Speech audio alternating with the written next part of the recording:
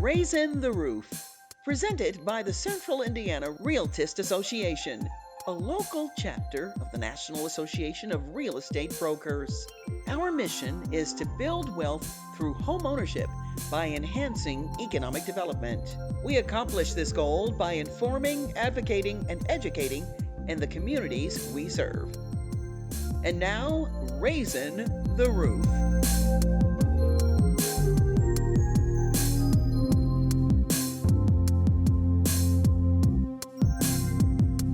Good morning, everyone. My name is Dolores Kennedy, and welcome to Raising the Roof. Raising the Roof is a talk show about home ownership. We're here to bring you local and national information concerning home ownership. Our organization is the Central Indiana Realtist Association. We are a local chapter of the National Association of Real Estate Brokers. We're here National Association of Real Estate Broker is the oldest minority trade organization in the United States. We're glad that you joined us here today. The mission of CIRA is to inform, enlighten, advocate, and educate through our initiatives. We promote building wealth through home ownership. We are a team of real estate professionals here in Indy. We're here to serve you with information you can use. During the show, you're going to hear us refer to NAREB or CIRA. Those are the acronyms for the National Association of Real Estate Brokers and the Central Indiana Realtist Association. We're here with our team today, and we have Karen Kelly. I'm glad to be here today. I've been in real estate broker for over 14 years, currently with Fathom Realty, and I'm here to help you make a move toward home ownership. And we have Bobby Noggle with Invest Realty, and I've been a realtor for 18 years, and I'm here to serve Indianapolis and the surrounding area. One thing I want to mention, Bobby Noggle is our national association, our local board president of the Central Indiana Realtors Association. Our show today is about home ownership, steps of taking home ownership. And we have with us Felicia Hodges, who is the operations manager for Fabicard Glick Center. Felicia has been is a recent homeowner, and we want her to talk about her steps, what she did to get ready for home ownership, some of the obstacles she encountered, some of the high points, low points, but in all, at the end, she is a homeowner, a new homeowner. So, Miss Felicia, tell me, what was it that made you think about purchasing your first home? Well, my grandchildren. I have two grandsons that's 3 and 4 years old, and I always wanted to leave a legacy, and I always wanted to be financial healthy, not wealthy, healthy, and wanted to investing in a home. So I knew that it was time for me to buy a home. Healthy, that was a good word. That is a good word. I've never heard anybody put it in those words, but that's a good way to put it, because you want to be able to leave a legacy for them. Tell me, when did you first get it in your head that I want to be a homeowner? Well, I got it in my head, it was like 5 years ago, like, okay, it's time for me to be a homeowner. But I wasn't mentally ready. But about 2 years ago, it was like, I am ready, and I'm disciplined. I was disciplined now, and I had to change my mind frame. So about 2.5 years ago was when I decided to take that journey onto home ownership. So Felicia, tell me, what did you do to prepare to get yourself ready? So once again, I had to discipline. I had to change my mind. I had to talk with my daughter to let her know that spending would be different. Okay. It would definitely be a need and not a want. I knew my savings, getting my credit looking digging deep into my credit, seeing what that means. When it came to debt ratio and my credit score, because there's so many pieces in that created my credit score. I didn't have a good credit score. It was low, so I knew I had to get that up. So I had to be mentally and financially ready and get that to moving. So I definitely had to talk with my daughter of what does that mean. And once she was on board and understood that, then the discipline came. It wasn't easy, but I knew that I wanted that big yard for my grandchildren and my daughter as well. I wanted her to know she had a home to come to after college. What were some of the obstacles that you faced in your journey? In the beginning, it was okay. I have had a great realtor. She just talked me through the process. But one of them was, I was in an apartment prior and landlord issues. I made it dedicated where I pay my rent on time. And one of the obstacles was when it was coming time for the processing the lender, they said I had a balance on my rental history. And I said, no, that's impossible. So I had to talk to the landlord and say, I have never been late. I should not have a balance. And it was affecting me getting my home. So it took a day or so for them to get that straightened up. And I didn't realize that would have been the issue until it was brought upon. The other one was, in my mind, I thought, since I'm a single parent, low income, I qualify for some home down payment assistance. And then when I realized I didn't, because of criteria, there's always criteria that you have to meet. And it was devastating, but it was an obstacle I overcome because my realtor, as well as the lender, said, make sure you have at least 3% of your savings. Closing, because you don't know what would happen. But in my mind frame, I was going to get the down payment assistance, but it didn't happen. But it was okay. I still got my home. Okay, Bobby? Awesome. Okay, Felicia, what would you say to someone that is about to start that journey today? Ooh, be patient, because I did start in COVID. I did start during the pandemic. That was one of the things I had to change my mind. Like, I'm still going to move forward. So I was blessed with that. But be patient, understanding the process, sticking with the process, because my realtor, she did say, trust the process. And I did, even during those times where people say it was a seller's world. That's all I heard. But trusting the process and being disciplined. And you have to change your mind frame. As well as if you're in a household, talk to your family and let them know what that meant. I have a 17-year-old daughter. At that time, she was 16, and she didn't realize what that meant when it came to our expenses and spending. So I would encourage people, don't give up. It might take time, but still follow through with your goal. So what you're saying is you had to change your spending habits. Oh, yes. Okay. Oh. So now it wasn't pizza every night of the week. It was only pizza one night a week, maybe. Yes, it was a treat. And I made movie night. My daughter loved movie night. We used to do movie night. I made it at home. I got some popcorn, some candy. We did Netflix. I love coffee. Okay. But as you know, Starbucks, even McDonald's can be expensive. Okay. I cut that out. But I didn't take away everything because I didn't want my daughter to feel like, I'm sacrificing everything. You can still enjoy life, still do things. You just got to get creative with it. And my savings, I was so proud of my savings because being a single parent, I would have never thought I can save up to 3%. And I did, and it was awesome. So the motivation as well. Felicia, my question to you would be, knowing that your daughter saw some changes in your spending habits, what would you say to her today if she came to you and said, Mom, I want to purchase a home for myself when I become of age? Yes. Well, right now I'm teaching my daughter about credit and what that means. Because a lot of people, like I work at a nonprofit organization for Faber Card Glick Neighborhood Center, and there's different pieces about your credit and your income. and saving and being disciplined with spending. So I would say to her, because she knows this journey, and I included her in all of it, she understands it, and she knows it's a sacrifice at sometimes, and let her know that you can't go out and create all this debt and get all this car, or if she want a Tesla, she told me. I said, honey, please. But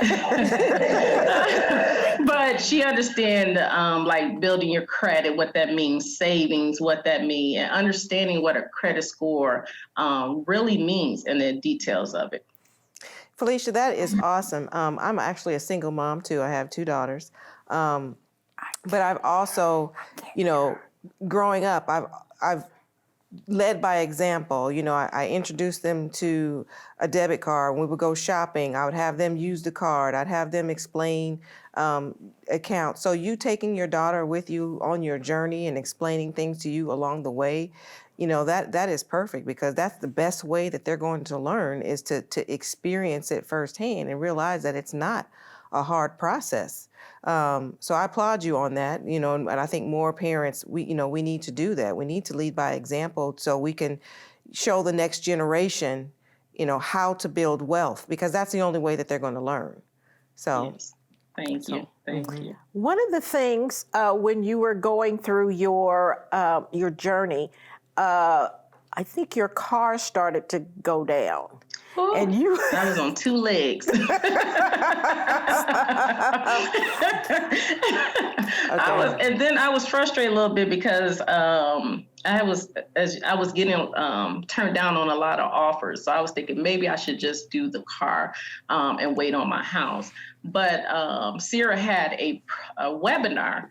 Me and my sister attended, and it was called House Before Car. And we attended, and it made so much sense. Like, okay, I'm not gonna get my car right now, but it got me to A to B. So once I get my house, then we're going to figure out the car later. But during that process, it was a little overwhelming, a little frustrating, because I was getting outbid. So in my mind, it was like, maybe I just get my car now, and in a year or so, get me in my house. But I'm glad I attended that workshop, and it changed my mind that day. Okay, Felicia, when we come up, we're going to take a break, but when we come back, we're going to talk about that process.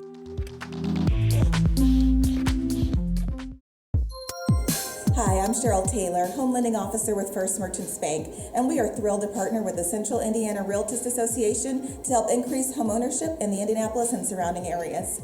First Merchants Bank has a fantastic program that requires no down payment, includes a $7,500 grant depending on where you're purchasing, and has a minimum credit score requirement of 600. If you're ready to begin your home ownership journey, please contact me at 317-566-7611.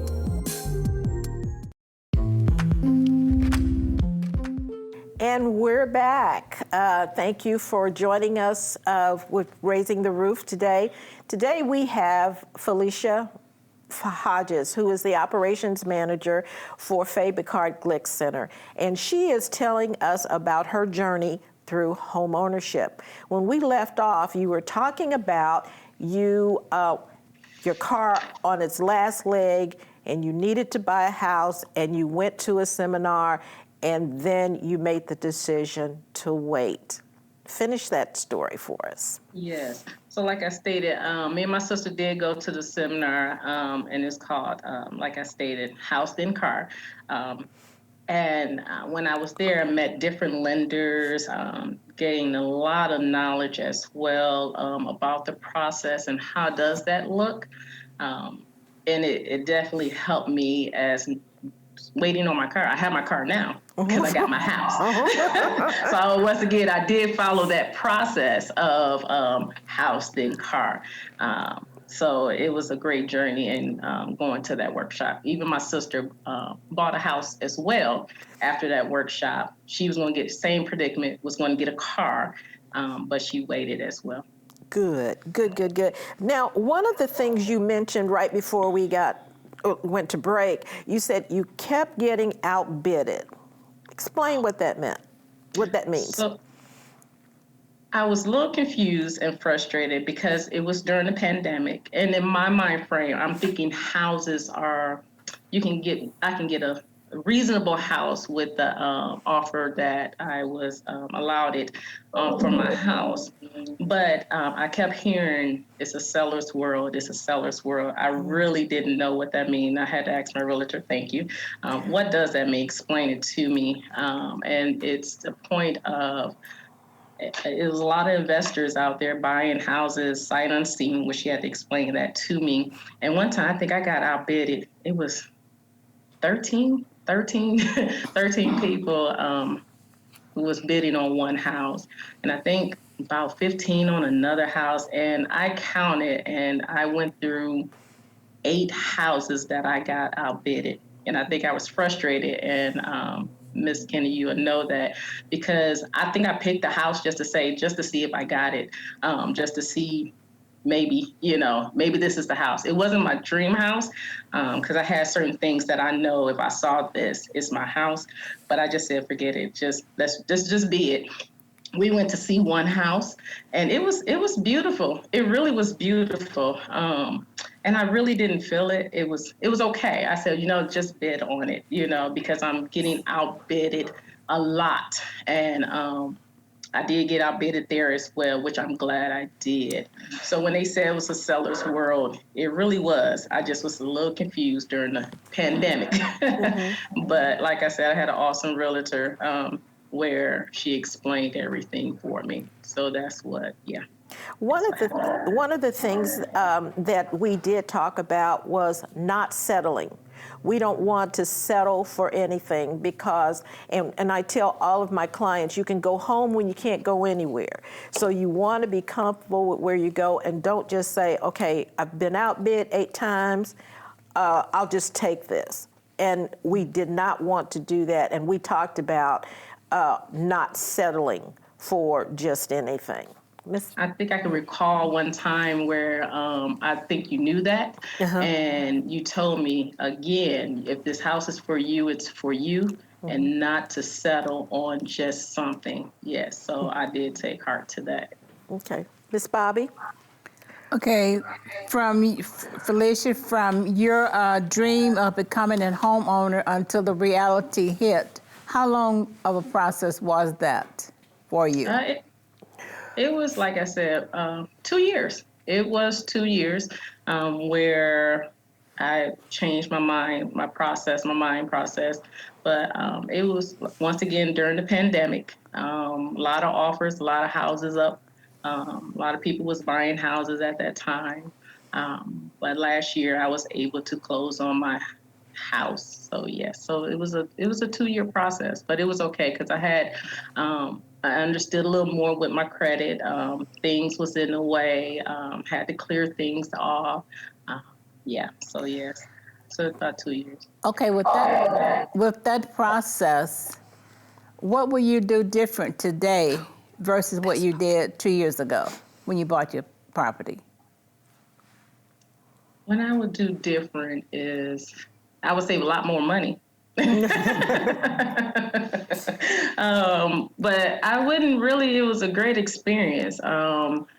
What I would do differently is making sure that the landlords with your rental history, which is a big thing that can hurt you, that had been the first process I would have looked at because there's delays. But I enjoyed the process. There's really understanding, there will be one thing, researching what does it mean for down payment assistance. In our mind, we feel like, oh, you qualify for down payment assistance. And really, once you get to digging and your lender's there like, sorry, no, you don't, but it's okay. So yes, just researching and learning a little more. Okay, I have another question for you. If you were chosen to be an ambassador promoting home ownership on a scale of 1 to 5, where would your willingness be to take on that role? I would work with the working poverty. I would work with single parents, male or female, like me. I would work with the ones that really understanding their credit. And it wouldn't be credit 101, it'd be credit 098, because take it to the beginning. Like income is a big thing. People look at my title, but my income don't line up with my title, but I'm at a job that I love, so I'm okay with that. I would give them more affirmation, more of you can do it, don't give up. It's a process. Letting people understand that process. One thing I loved about Miss Kennedy, there was no dumb question. Learning something new. And now that I'm working with Faye, my clients, I can give them more information, more knowledge, learning about lenders, auditors, assessors. That was very new to me, but I loved it because I can share that with other people. I have an incident with my sister. She come to me. She just bought her home this year, and there's some things she came to me and asking me questions about. So just reaching out to the community, like the working poverty, that they can still do it with low income. Okay. Well, Felicia, you said you looked at several homes before you finally, it was several offers that you put in also, is that the case? Yes. Okay. Yes, ma'am. So the final home, did you know that was the one? Oh my goodness. When I always thought I was going to live in a subdivision. I really did. With the pink cherry blossom tree. I love those trees. I did. I had it down pat. I already knew what my house was going to look like. And working with the lender, she said, "Oh, this is how much you can get." I'm thinking to myself, I hope this can give me my dream home. I got to work a miracle on here. But when it was one day when I got my house, my Miss Kennedy, it was early in the morning. That's one thing I love, the flexibility. And it was like 7 in the morning, and she said, "When you want to go? We can go now." And I went to see one house, and the house was lovely. It was nice. And then down the street, there was another house. And she said, "Let's go." I saw the cherry blossom tree in that yard, and I said, "Lord, thank you." Because I knew I wanted that. And you don't have to have a pretty yard or a pretty cherry tree in the subdivision. And when I walked into my home, I just knew it was mine. I just said thank you because I knew it was mine. And it's weird. It's funny because, like I said, a house looked brand new and it was beautiful, but I didn't feel it for me. But I put an offer in just in case. But I'm glad God rejected it, and this house was mine. It's amazing. I have told many of my clients that when you know. I mean, it's just a feeling that you have. Even if you have put in another offer, sometimes you kind of put in an offer because it kind of checks several boxes. And then you don't get that house and you're disappointed. You go through that feeling, those emotions, highs and lows. Then you come up on the next house. But when you feel it, when you walk in the door, I've told when it's the right house. And I've seen it so many times. And we only need one. That's what I tell my clients now because it's so competitive out there. There's not very many houses on the market. But the bottom line is you only need one house. It doesn't have to be a lot. You just need one. And you'll know when you walk in that door, that feeling, the right one will come. And when it's your time, it's your time. Yes, and I had my lovely backyard because I always wanted. I grew up with a big backyard, and I always wanted one for my kids and grandkids as well. So they have that as well. So I'm happy with it. Yes. Felicia, you mentioned that you had several homes that we lost the bid on, and you as tight as things were at that time last year, it's worse now. Because people are overbidding on the purchase price. You can go and to view a home with a client, and you may have 5, 6, 7, 8 people that's there waiting to see the house at the same time, or you get in there and you're walking over each other trying to see these homes. So you bought a home at a good time. What would you say to someone that says, okay, I want a home, but I'm going to wait a while? But you know that they are trying to be disciplined, they're trying to do all the right things at the right time. What would you tell them? What would you tell them to do? I'll ask them why, because things do happen. There might be some obstacles that happen where they feel that they can't get it. And if they tell me, say, landlord issues, I will be able to help with that. If they say the savings part, because that is the biggest part during now. It is hard to save. And in our mind frame, it's like, how can I save and I'm in debt or I'm trying to get out of debt, right? So it was like, I can't do both. And in reality, you can do both. You just have to discipline yourself. I will walk along that person, ask as many questions, get the help, because one lender, Miss Lisa Wagner, she taught me a lot. You know, she even advocated as well. Miss Sherry, she had taught me before as well on certain things, just knowledgeable, where I'm able to share with the next person. I'll tell them, don't give up. It might take time. It might take time, but don't give up. Just trust the process. And then just refer them to people like Sierra, of great organizations like that, just to get that help. We appreciate you being here with us, Felicia, and we appreciate you telling your story. We thank you for joining us today. Enjoy your home and your cherry blossom tree. Yes, it looks beautiful. I thank God every time I walk out into my backyard with my coffee. Thank you. We appreciate you being here. Thank you. Thank you. Thank you for having me. Everybody have a great day. Hi, I'm Sherry Boudwin, a loan officer with First Merchants Bank. If you're thinking about buying your first home, give me a call. We have a no money down program and no private mortgage insurance. My number is 317-566-6123. Ladies, today has been a good conversation. Very good conversation. We had Miss Felicia Hodges on, and she gave us a lot to think about and gave our audience a lot to think about, just knowing that, you know what, home ownership is in reach for a lot of people. So what did you take away from it, Karen? That the American dream, is out there, that people can do it. If you planning. If you plan ahead, save your money, you can do it. Single mom, single dad, it can be done. You can have the American dream. And you, Miss Bobby? My takeaway from that, especially with Felicia's comment, and when I asked the question, as an ambassador, if she was chosen to be an ambassador for homeownership, the fact that she said she would take on that responsibility and that she would walk beside them and teach them along the way is what she was taught and the knowledge that she has gained. We appreciate you joining us today with Raising the Roof. We will see you next week. We appreciate you joining us. Thank you and have a great day.